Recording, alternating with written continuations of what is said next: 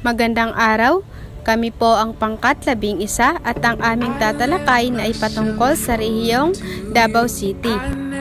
Ang layunin ng rehiyon ay higit sa lahat ang pagunlad at pagpapaunlad ng ekonomiya, kalikasan at kabuhayan sa mga probinsya na kasama sa rehiyon. Panimula, nasa timog silangang bahagi ng Mindanao, may malawak na kabundukan, burol, kapatagan at lambak, bukid at kagubatan, mga ilog at talon at baybay dagat. Ang rehiyong 11 ay isa sa mga rehiyon ng Pilipinas na matatagpuan sa dakong timog silangan ng Mindanao.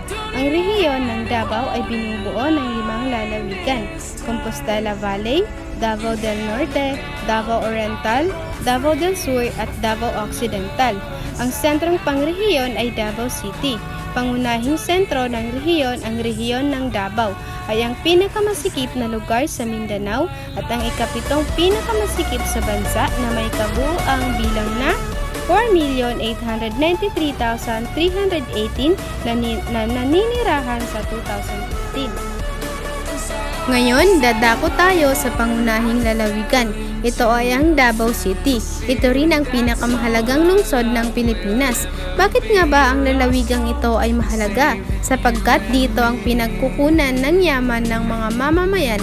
Ito na ang pakikipagkalakalan at pananalapi sa Mindanao. Dito rin matatagpuan ang Davao Prairie Farm Resort, pinakamalaking bakasyonan ng mga turista. Ngayon, dadako naman tayo sa tradisyon at kultura ng Davao City, Kadayawang Festival. Ito ay ang ipinagdiriwang sa ikatlong linggo ng Agosto. Kadayawan ay isang ipinagmamalaking selebrasyon ng lungsod ng Davao. Ito ay isang 10 araw na pagdiwang bilang isang pasasalamat sa masaganang ani. Iba't ibang mga prutas ang makikita mong binibenta kahit saan. May mga mangustin, pomelo at ang pinakasikat na durian. Ngayon, aalamin naman natin ang pangunahing produkto ng Davao City. Ito na ang palay, coconut, tubo, mais, durian, chromite, pinya, pagkaing dagat at saging. Bakit nga ba ito ang pangunahing produkto ng Davao City? Sapagkat mataba ang lupa ng Davao City at hindi halos dinadaanan ng bagyo. Ngayon, dadako naman tayo sa mga magagandang tanawin sa Davao City. Isa na rito ang People Park. Ang People Park ay ang pinakamalinis na pampublikong parke sa sentro ng lungsod. Ang People Park ay nagtatampok ng napakalaking estatwa ng Philippine Eagle, isang durian, inspired na simboryo, mga kamanghang-manghang sculptural na gawa ng mga lokal na artist, at mga sementadong daanan sa paglalakad na natatakpan ng mga matataas na puno. Ang pangalawa naman ay ang Jack Ridge. Ang Jack Ridge ay kailangan mong umakyat sa bundok upang makakita ng malawak na tanawin ng Davao City. Habang tinatangkilik ang masaganang hapunan sa Jack Ridge, nag-aalok ang Taclobo Restaurant ng open-air dining at Filipino comfort food habang naghahain ang Carlos Gourmet ng kape at mga pastry. Ang pangatlo naman, ang Chinatown ng Davao ay ang pinakamalaki sa Pilipinas ayon sa kalupaan at ang isa lamang sa Mindanao. Ito ang pangunahing residential area ng Filipino-Chinese community sa lungsod. Mayroong 4 na Chinese-style archway sa Davao Chinatown. Isang malaking arko ang matatagpuan sa tapat ng Magsaysay Park sa loob ng lugar.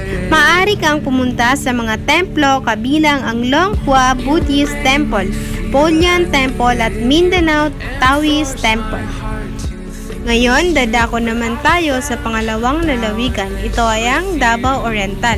Ang Davao Oriental ay ang Pusan Point, pinakasilangang bahagi ng ating bansa. Dito matatanaw ang unang pagsikat ng araw sa umaga sa Pilipinas. Ngayon, dadako naman tayo sa iba't ibang tanawin sa Davao Oriental. Una, ang Waniban Island. Ang Waniban Island ay isang 4 na hektaryang isla. Kung humihingi ka para sa kaaya-aya na gawain sa ilalim ng bahagyang init ng araw, ito ay ang lugar na gusto mong lapitan. Dito, ikaw ay malayang mag-sunbat upang magkaroon ng picnic, upang lumangoy at upang magkaroon ng kasama ang buong pamilya. Ang pangalawa naman ay Pujada Bay. Puchada Bay ay pinakamahalagang natural na atraksyon ng Mati at isa sa mga pinaka nito ay ang kaakit-akit na lugar dahil ito ay ang nanghuhulugan ng kayamanan ng lungsod sa ilalim ng kristal. At ang pangatlo naman ay ang Blue Bless Beach Resort, ay isa sa mga bago at sikat na dagat dito sa Mati. Ito ay matatagpuan sa City of Itugo, Barangay Bobon, Mati City, Davao Oriental at Pilipinas. Nag-aalok sila ng hindi lamang abot kayang kwarto na accommodation, ngunit din na ang malinis at komportableng kanlungan para sa kanilang mga bisita. Kung ikaw ay naghahanap para sa isang kapanapanabik at hindi malilimutang getaway, bisitahin ninyo at tamasahin ang mga amenities na kanilang binibigay para sa buong pamilya. At ang pang-apat naman ay ang Botona Dahican Beach Resort. Isa sa mga inirekomendang lugar upang mapuntahan ay ang Botona Beach Resort. Kahit nasaang ang resort ay isa sa mga friendly na budget ay nagbibigay sa iyo, ito pa rin ang pinakamahusay na uri ng tag-init at karanasan ng bakasyon. Ang puting bahagin, ang kristal na beach at ang mga payapang kagandahan ng panahon ng lugar, tiyak ito ay isang bagay na hindi mo makuha kahit saan pa, lalo na sa mas maraming mga masikip resort. Ang Botona Dahican Beach Resort sa Mati ay talagang isang dapat subukan puntahan para sa iyo. At ang panglima naman ay ang Masaw Beach. Bukod sa mga sikat na Dahican Beach, ang isa pang mahusay na kilala beach destinations sa lungsod ng Mati ay Masaw Beach. Matatagpuan sa kahabaan ng baybayin ng Puchada Bay. Karamihan sa beach resort na may takyaran cottage ay makikita dito. Hindi tulad ng Dahican Beach, ang tubig ng Masaw ay kalmado at tahimik. At ang ika-anim, ang Dahican Beach. 7 kilometrong kahabaan ng dalampasigan na may pulbos na puti, creamy na buhangin at kristal na asul na tubig. Ang tunay na kagandahan nito ay lumilitaw ng sumikat ang araw na nagpapahintulot sa lahat ng tamasahin ng mahabang kahabaan ng hindi masisira at hindi mataong baybayin. Ito ay matagal ng santuwaryo ng mga pawikan o pawikan. Ngayon, dadako naman tayo sa tradisyon at kultura ng Davao Oriental. Ang una ay ang Banayan Festival. Ito ay pinagdiriwang mula October 8 hanggang October 9. Ang pagdiriwang ng kalindugan sa sitio Sangab, Caraga, Davao Oriental ay nagdulot ng pagmamalaki at pagkakalinlan ng mga Davaoeño sa kanilang malalim na pamana sa kultura. Ang selebrasyon ay binibigyan ng mga magagarang parada, tunay na sayaw ng mandayan, mga kulay at mga awit na ginagawa itong isa sa mga pinakagalang-galang at kilalang pagdiriwang sa lalawigan. Ito ay pinagdiriwang taon-taon sa buwan ng Oktubre. At ang ikalawa naman ay ang Sambuukan Festival. Pinagdiriwang nila ito ay mula October 29. Ang Oktubre ay ang buwan ng Martes sa lungsod ng Mari sa Davao Oriental, habang ipinagdiriwang ng mga matinian ang kanilang pinakamakulay at pinakahihintay na Sambuukan Festival. Ito ay isang linggong pagdiriwang ng mga tao ng Mari bilang pasasalamat para sa yearlas na pagpapala ng masaganang ani at bilang pagdiriwang ng anibersaryo ng pagkatatag ng lungsod tuwing ika-29 ng Oktubre. At ang ikatlo naman ay ang Kalindugan Festival. Ipinagdiriwang nila ito tuwing buwan ng Oktubre. Ang pagdiriwang ng Kalindugan sa sitio Sangab, Caraga, Davao Oriental ay nagdulot ng pagmamalaki at pagkakalindan ng mga Davaoeño sa kanilang malalim na pamana sa kultura. Ang selebrasyon ay binibigyan ng mga magagarang parada, tunay na sayaw ng mandayan, mga kulay at mga awit na ginagawa itong isa sa mga pinakagalang-galang at kilalang pagdiriwang na sa lalawigan. Ito ay pinagdiriwang taon-taon sa buwan ng Oktubre. Ngayon, dadako naman tayo sa hanap buhay ng Davao Oriental. Ang kanilang pangunahing hanap buhay ang pagsasaka at ang pangingisda. Bakit nga ba ang kanilang hanap buhay ang pagsasaka at ang pangingisda sapagkat yun na ang kanilang kinagisnan na trabaho.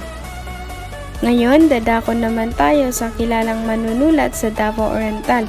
Isa na rito si John Waryap. Si John Waryap isang kilalang manunulat at makata mula sa Davao Oriental. Siya ay nagkaroon ng mga akda na nagpapakita ng kanyang pagmamahal sa kultura at kalikasan ng Mindanao. At ang pangalawa naman ay si Merly Alunan. Bagamat hindi mismong galing sa Davao Oriental, si Merly Alunan ay isang Filipinong makata at manunulat na may malalim na kaugnayan sa Mindanao at Visayas. Ang kanyang mga akda ay sumasalaysay sa mga karanasan at kalikasan ng mga rehiyong ito. Ang pangatlong manunulat ay si John Bengan, isang manunulat mula sa Mati, Davao Oriental. Siya ay isang premyadong makata at kritiko na may mga akdang nagpapakita ng pagnanasa sa pagsusuri ng kalikasan at kultura ng Mindanao. Ang pang-apat naman ay si Edith Tiempo. Bagamat hindi mismong galing sa Davao Oriental, kilala si Edith Tiempo bilang isang mahusay na makata at manunulat mula sa Visayas. Ngunit ang kanyang impluwensya sa panitikang Pilipino ay nararamdaman rin sa Mindanao, kabilang na ang Davao Oriental. Ngayon, dadako tayo sa ikatlong lalawigan na ang Davao del Sur. Ang Davao del Sur ay tahanan sa iba't ibang kahangahangang tanawin na naglalarawan sa kagandahan ng kalikasan. Sa paglalakbay sa lalawigan na ito, makakita ka ng mga napakagandang lugar na hindi mo malilimutan. Ngayon, dadako na naman tayo sa iba't ibang tanawin ng Davao del Sur. Isa na dito ang Mount Apo, aktibong bulkan timog gitnang Mindanao, 20 milya hanggang 32 kilometers sa kanluran ng Davao City. Ito ang pinakamataas na punto sa Pilipinas na tumataas sa 9,692 talampakan hanggang 2,954 metro. Bahagi ng Cordillera Central, ito ay sakop ng isang kagubatan ng matataas tropical na hardwood. Dalawang subsidiary peak ang halos tumugma sa taas nito. Pangalawa naman, ang Lake Mirror ay isang natatanging lawa na nagbibigay ng kahangahangang tanawin sa mga bisita.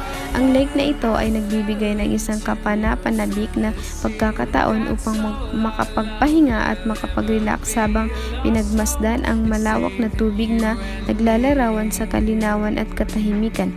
Ang pagtungo dito ay isang karanasang hindi malilimutan.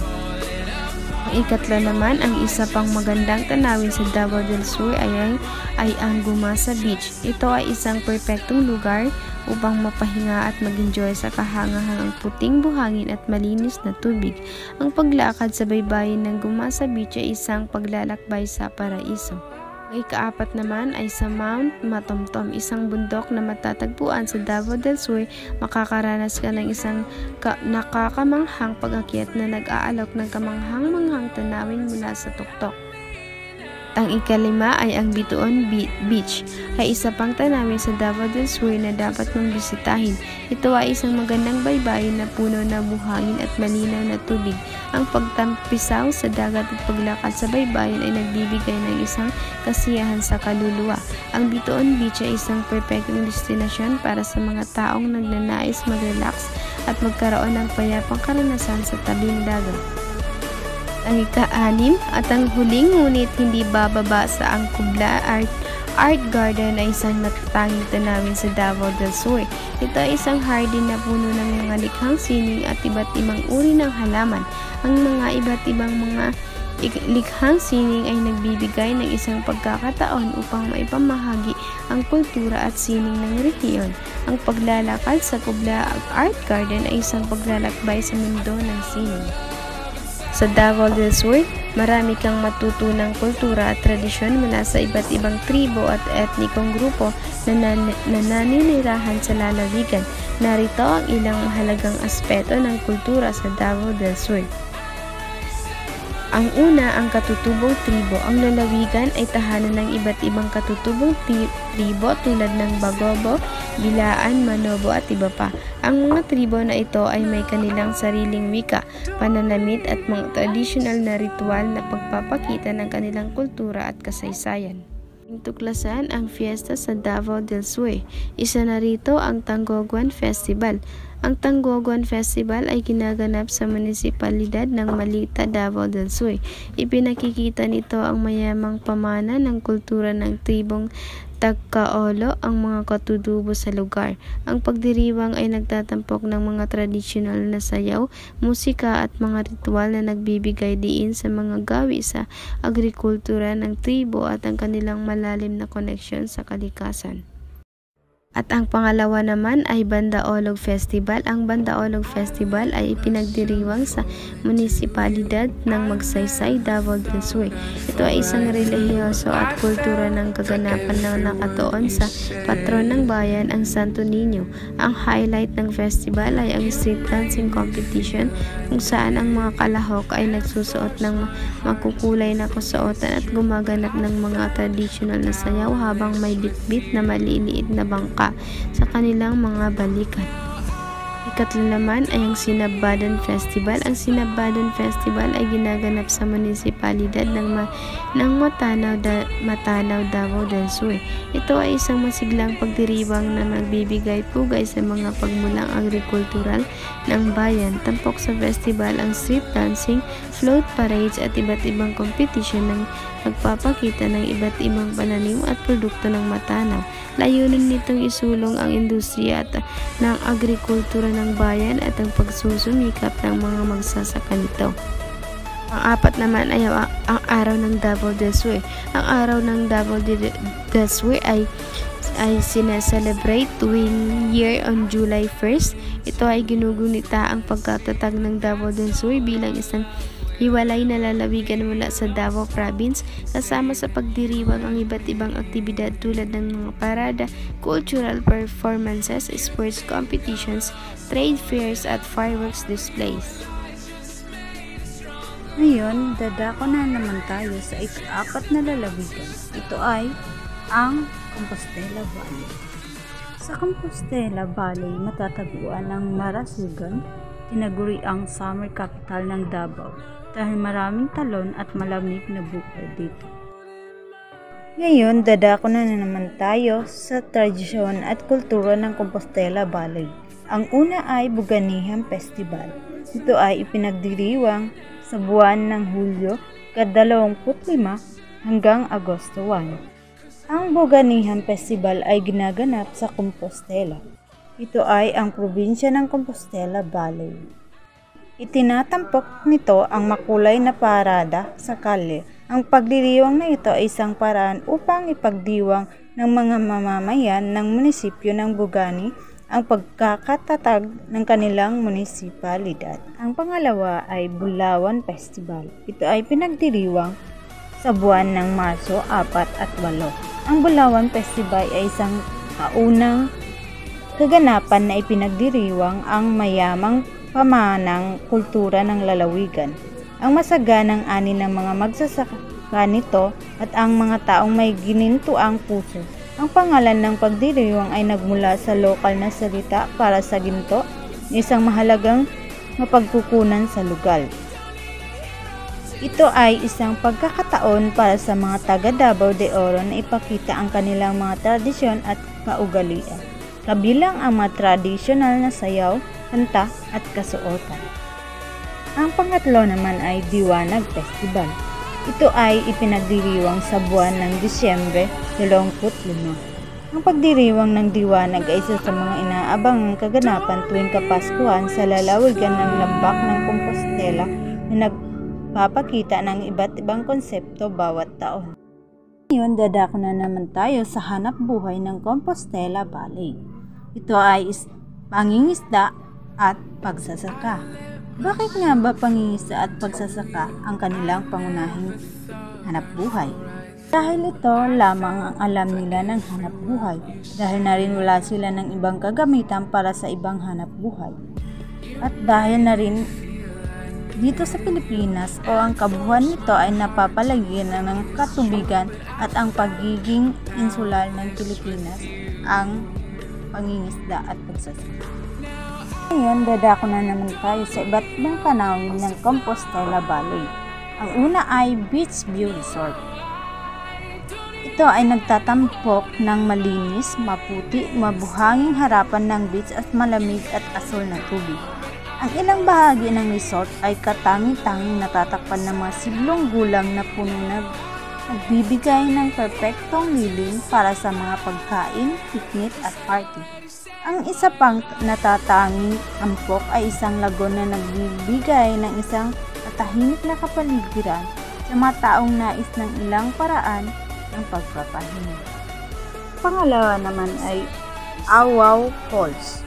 Matatagpuan sa lalawigan ng Compostela Valley sa Pilipinas.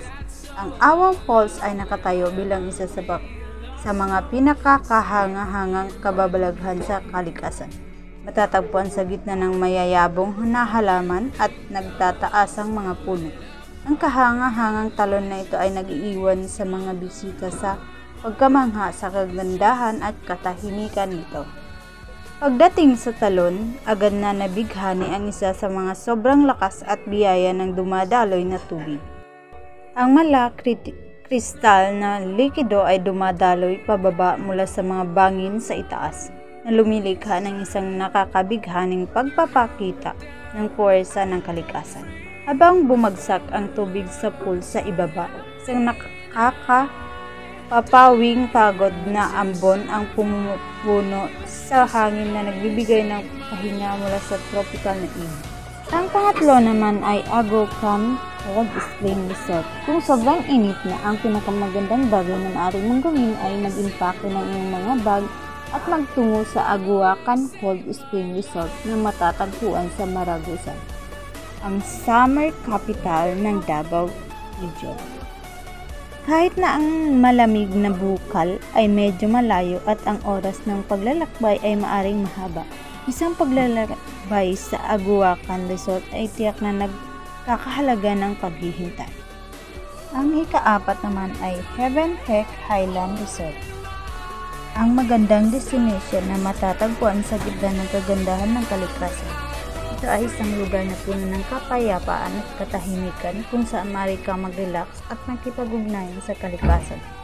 Sa pagpasok mo sa resort, ika'y sasalubungin ng malawak na hardin na puno ng iba't ibang uri ng mga halaman at bulaklak. Ang malinis at magandang disenyo ng kahit na ang pinakamaliit na detalye ay nagbibigay ng malayong paggalaw at pagpapahinga sa mga bisita. Mayroong iba't ibang mga posibilidad na magkakamit sa Heaven Peak Resort. Ang kanilang mga swimming pool ay malinis at malamig, isang perpektong lugar upang magpalamig at mag-enjoy sa mainit na panahon. Sa pagitan ng mga puno at mga tanamin ng bundok, mayroon ding mga kubo at mga cottage kung saan maaari kang mag-relax at magbasa ng iyong paboritong aklat. Ang panglima naman ay White Peak. Ang White Peak na ito na kilala rin bilang Mount Pandadagsaan sa Barangay Andap na bago sa Bataan, sa lalawigan ng Compostela Valley. Ito ay tinawag na ganyan ng mga lokal na mountaineers dahil sa limestone na nakaka-embed sa matabong kanluran mukha nito. Kapag tinamaan ng sikat ng araw ay nagbibigay ng halos kumikinang malakristal na matayog na hitsura sa kabaihan sa makapal na berdeng lumot na nakapaligid dito. Ang pang-anim naman ay Canlawig Hot Spring Resort. Wala nang mas nakakapreskong isawsaw ang iyong buong katawan sa maligamgam na dumi. Ito ang dahilan kung bakit ang karanasan sa hot spring ay isang bagay na mahirap kalimutan. Isa rin itong karanasan na lagi mong inaabangan. Kung nagpaplano kang magpakasawa sa isang karanasan sa mainit na bukal, ngayon ang Canlawig Hot Spring Resort ay tiyak na isa sa mga pinaka-perfectong site upang bisitahin. Ngayon dadako na naman tayo sa mga manunulat sa Compostela Valley. Ang una ay si Macario D. Tio. Ito ay pinanganak noong Enero 15, 1948. Si Macario Tio ay isang kilalang Makata mula sa Compostela Valley na nakilala sa kanyang mga tula ukol sa kalikasan at kultura ng rehiyon. Ang pangalawa naman ay si Christian S. Cordero. Ito ay pinanganak noong Abril 23, 1983. Bagamat hindi mula sa Compostela Valley, Ang manulat na si Christian Cordero ay may malalim na koneksyon sa Mindanao. Isa siyang award-winning na manunulat ng mga tula at maikling kwento na may mga tema ukol sa buhay sa Mindanao. Ang pangatlo naman ay si Ariel Tibag. Ito ay pinanganak noong Agosto 16, 1978. Si Ariel Tabag ay isa ring manunulat at makata mula sa Davao de Oro na kilala sa kanyang mga tula na nagpapakita ng kanyang pagmamahal sa kultura ng Mindanao. Ang pang-apat naman ay si J. Jomar Quintos. Isa si J. Jomar Quintos sa mga makata mula sa rehiyon na kilala sa kanyang mga tula na naglalarawan ng buhay, kultura, at mga suliranin ng mga tao sa Mindanao. Ngayon ay dadako na naman tayo sa panghuling lalawigan. Ito ay ang Davao Occidental. Ang Davao Occidental ay isang lalawigan ng Pilipinas na kalilikha lamang. Hiniwalay ito sa lalawigan ng Davao del Sur. Ngayon dadako na naman tayo sa tradisyon at kultura ng Davao Occidental. Ang una ay ang Sambuokan Festival. Ang Sambuokan Festival ay isang founding anniversary celebration sa Davao Occidental. Ito ay ginaganap tuwing ika-29 ng Oktubre. Ito rin ay isang pagdiriwang ng mga etnikong kaugalian at tradisyon ng mga katutubo na residensya ng lungsod. Ito ay isang linggong pagdiriwang. Ang pangalawa naman ay ang Gaginaway Festival. Ito ay pinagdiriwang sa buwan ng Nobyembre 13 at 19. Ang Gaginaway Festival ay isang cultural festival at founding anniversary ng bayan ng Malita tuwing Nobyembre 17. Ito ang pinakasikat na festival sa probinsya ng Davao Occidental ng Pilipinas. Ang pangalan nito ay nagmula sa gaginaway na nangangahulugang pagtitipon sa mga taga-kaolo at pagmamahalan na sa wika ng Ilaan. Ngayon, dadako na naman tayo sa hanap buhay ng Davao Occidental. Ang kanilang pamumuhay ay ang pangingisda at pagsasaka. Bakit nga ba pangingisda at pagsasaka ang kanilang pangunahing hanap buhay? Dahil ito lamang ang alam nila na hanap buhay at dahil wala rin silang ibang kagamitan para sa ibang hanap buhay.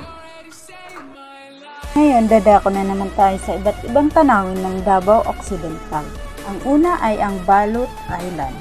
Kung naghahanap ka ng mga hot spring at nakaka-relax na beach sa Davao Occidental, ang Balut Island ay ang lugar na dapat puntahan. Ito ay isang tahimik na lugar na nag-aalok ng pinakamagandang picnic at camping site para sa mga backpacker, solo traveler at group excursionist. Ang kristal na malinaw na asul na tubig ng dagat ay higit pa sa kamangha-manghang para sa sightseeing. Ang pangalawa naman ay ang Olaniban Island.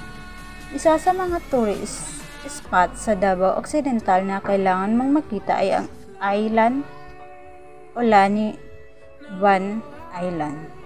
Sa totoo, isa itong tropical island na kinailangan mong makita at maranasan. Sa pamamagitan ng circular formation, ang puting buhangin na beach na ito ay magbibigay sa iyo ng walang limitasyon na mga tanawin ng Antonishing Island ng Balut at Sarangan. Ang pangatlo naman ay ang Little Boracay. Isa sa pinakabagong turista ng Davao Occidental ngayon ay ang maliit na Boracay. Matatagpuan ito sa Santa Maria, 4 na oras na biyahe sa bus mula sa Davao Ecolan Terminal.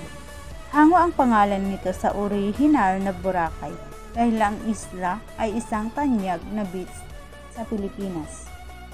Ngayon ay dadako na naman tayo sa manunulat ng Davao Occidental. Lamang ang nakalap namin na manunulat sa Davao Occidental. Ito ay si Rap Semino Galan. Ang manunulat na ito ay may koneksyon sa rehiyong bilang isa sa mga nagtuturo sa creative writing program ng Mindanao State University na matatagpuan sa Davao City.